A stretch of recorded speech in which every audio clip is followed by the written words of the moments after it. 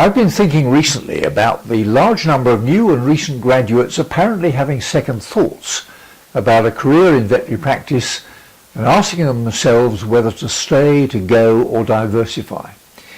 Thinking back on my own career all those years ago, I started to dream about owning a veterinary practice probably 2 or 3 years after I graduated, and I think it was much the same for most of those of my contemporaries who by then had also decided on a long-term career in practice. So one of my concerns today is where are the young vets dreaming about the future of practice in general and their own in particular, and asking themselves what's it going to be like for the vets and the other members of staff working in my practice, what professional services will we be able to offer, and why should animal owners choose to seek our services rather than the corporately owned hospital down the road. They can be quite sure of one thing, that the business model that will work well for them and for all the stakeholders of the veterinary practice of the future will be very different from the model which worked well for me and for the majority of small animal practices during the last 50 years or so. It will, I think, be client-driven and influenced much more by the professional services sought by animal owners rather than those we've traditionally chosen to deliver.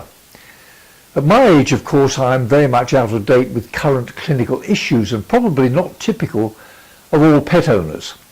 But for the sake of this blog, let's assume that I'm a young man with a family and a brand new puppy. I know very little about my responsibilities as a pet owner, but I do know that I need to contact a local veterinary practice for advice. The internet will continue to be my prime source of information about the services likely to be best for me and my dog. I would want to explore the benefits of a virtual online consultation when appropriate, be offered the maximum use of modern technology and professional advice with an emphasis on the availability of fear-free services for my dog. Digital technology will have an increasing impact on the provision of exceptionally high standards of client and patient care, and I will want the veterinary practice that wins my loyalty to embrace it.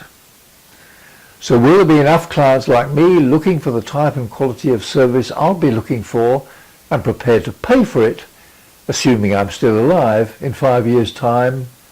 No question about it. See you next time.